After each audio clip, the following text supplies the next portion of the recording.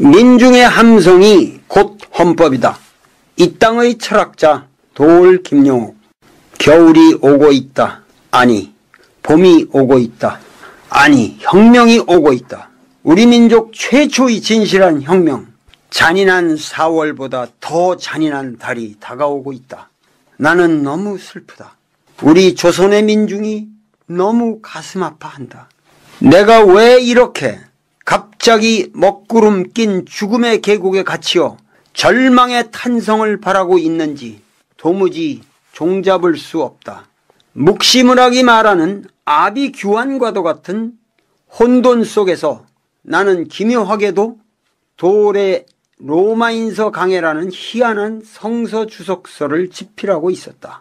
너무도 슬프기에, 너무도 깊은 슬픔을 이겨낼 수 없었기에 나는 유대인 바울이라는 인물의 심정의 시면에 기대어 나의 슬픔을 극복하고자 했다.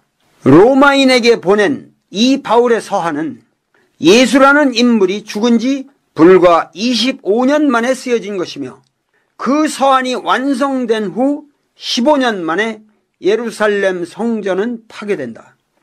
다시 말해서 유대인의 국가는 멸망해버렸고 유대인은 흩어져 향후 2000년 동안 다이에스포라의 서글픈 망명 생활을 해야만 했던 것이다. 그러나 바울의 로마인서에 새겨진 장엄한 논리는 기독교를 탄생시켰고 예루살렘 성전을 멸망시킨 로마 제국을 굴복시켰다. 향후 2000년 동안의 찬란한 서구 문명의 도덕적 뼈대를 이루었던 것이다. 로마인서는 인간 혁명의 매니페스토였다. 나는 이 조선 역사의 가장 심오하게 슬픈 이 시점에서 바울의 매니페스토를 뛰어넘는 우리 민중의 매니페스토를 선포하고자 했다. 함석헌 선생이 뜻으로 본 역사라고 말한 그 뜻을 새롭게 밝히고자 했다. 지난 금요일 아침 박근혜 대통령의 두 번째 사과 담화를 들었다. 그 담화는 전혀 사과가 아니었다. 오히려 첫 번째 사과 담화보다도 더 사악하게 짜여진 자기 정당화의 변명일 뿐이었다. 자기 행위의 도덕적 정당성을 변명하는 구질구질한 언사였다. 그 담화를 가장 가소롭게 들었을 사람은 다름 아닌 박근영과 박지만이었을 것이다. 가족을 자기 죄악의 유일한 근원으로 공표하는 박근혜는 무의식적으로 최순실을 비호하고 있는 것이다. 자기는 최태민의 사교에 빠진 적이 없다고 말하지만 국민들은 박근혜의 언행 전부를 사교로서 간주하고 있다. 금요일 박근혜 대통령의 담화는 대국민 담화가 아니었다. 그것은 자기의 은밀한 지지 세력에게 나는 아직 건재하며 굳건하게 버틸 것이라는 사인을 보내는 일종의 암호였다. 이미 자기의 지지 세력이 사라졌다는 것도 판단하지 못하는 무지한 영혼이었다. 하다못해 김병준 신임 국무총리의 내정을 둘러싼 절차상의 하자에 관하여 일말의 반성도 언급하지 않았다. 김병준은 제대로 된 학인이라 말할 수 없다. 생각해보라. 제대로 된 사람이라고 한다면 로고스적 상황 판단이 있어야 하고 절차적 논리가 있어야 하며 주어진 상황의 역사성에 대한 인식이 있어야 한다. 현 상황에서 그러한 제안이 들어왔을 때는 누구라도 이성적 판단력이 있다면 여야의 합의가 있을 때까지 기다리겠습니다. 라고 한마디 했어야 했다. 그렇게 현명한 자세를 취했더라면 그는 이 난국을 타개하는 정석이 되었을 수도 있다. 그러나 그는 정석이 아닌 사석이다. 그는 입뻥끗 할 때마다 여유가 있어 보이고 단호한 듯이 보인다. 한마디로 고수 같은 느낌이 들기도 한다. 그러나 그는 권력의 기회를 탐하기만 하는 가욕의 노예일 뿐이다. 자진 사퇴? 있을 수 없다고? 잘해보시게나. 바울은 이렇게 외친다. 나는 십자가에 못 박힌 예수를 선포하노라. 나는 바울이 말하는 십자가의 의미를 생각하면서 피눈물을 쏟았다. 그리고 원고지 위에 펜을 옮기고 있었다. 그때 호련히 내가 집필하는 서재의 작은 창문으로 노도와 같은 민중의 함성이 들려왔다. 나도 모르는 사이에 나는 어느샌가 민중의 틈바구니에 끼어 종로 한복판을 걸어가고 있었다. 충격이었다. 그것은 진실로 거역할 수 없는 거대한 역사의 쓰나미였다.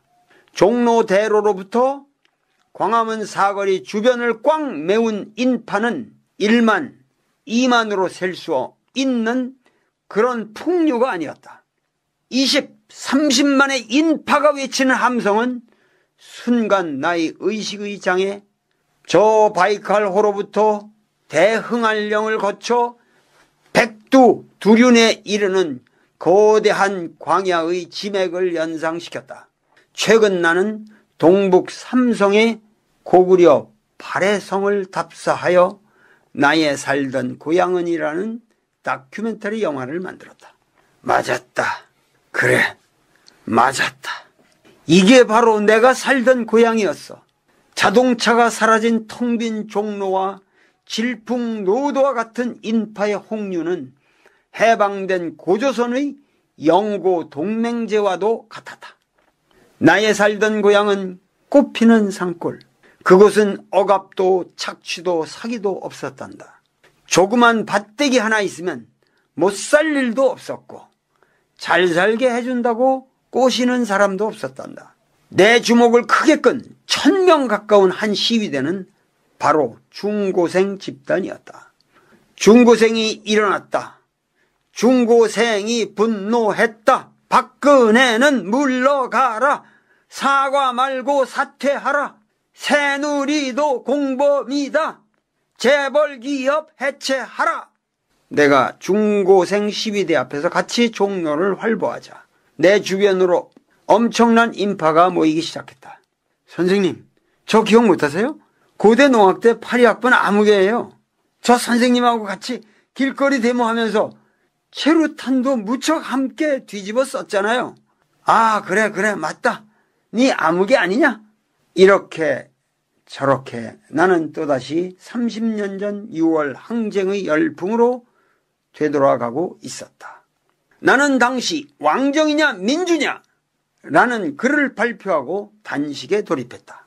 대학생 박종철 군의 고문살인 조작, 은폐로 시작하여 이한열 군의 사망에 이르기까지 군부 독재 타도 호원 철폐를 외치던 민중의 민주화를 향한 절규는 드디어 100만 인파를 이루어 서울시청 앞 광장으로 향하는 노제의 장엄한 광경을 노정시켰다.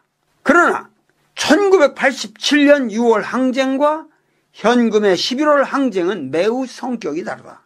6월 항쟁은 투쟁 목표가 폭압적 무단 정치의 타도였으며 그 대상은 절대악으로 보이는 선명한 개체였다. 다시 말해서 투쟁 목표가 민중 밖에 침입하고 있었다. 그것은 외제적 혁명이었다.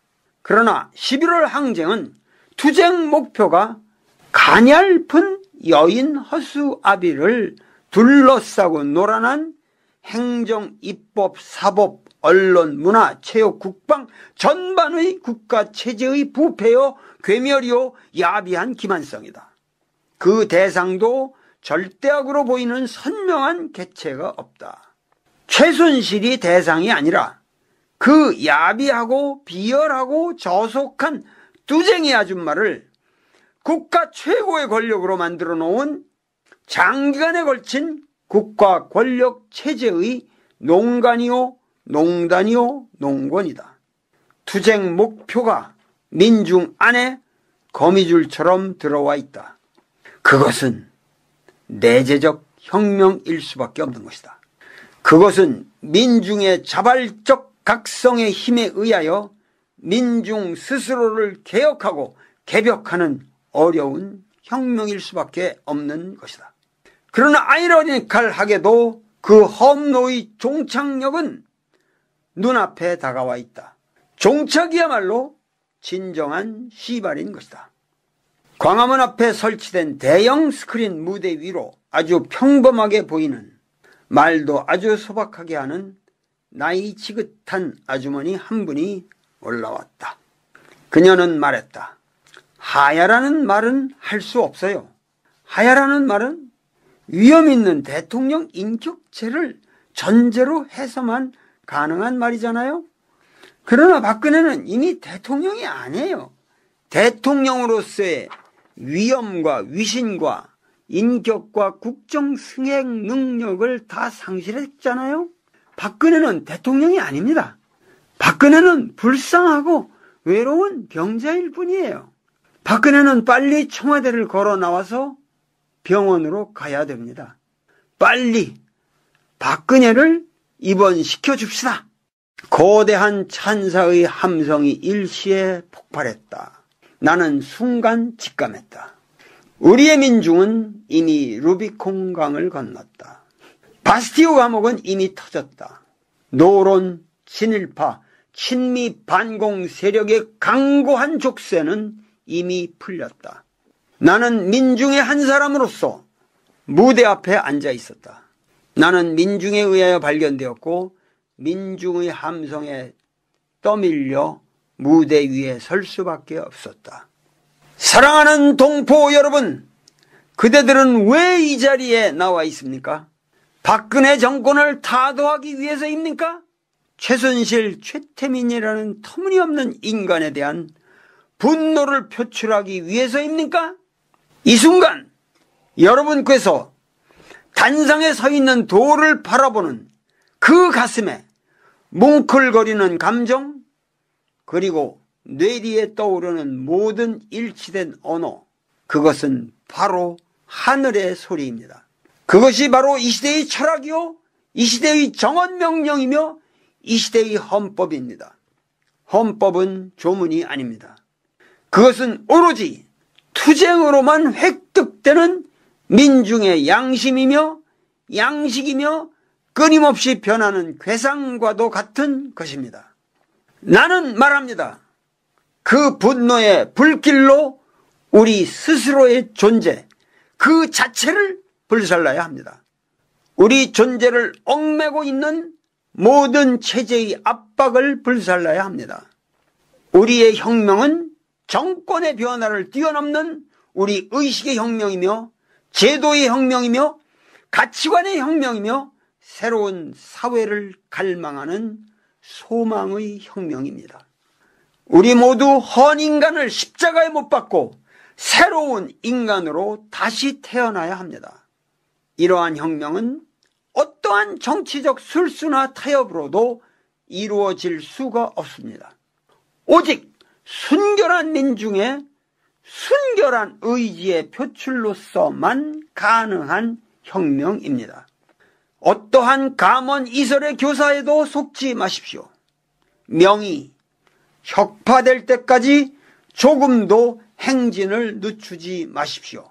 혁명 완수의 그날까지 행진, 행진, 행진!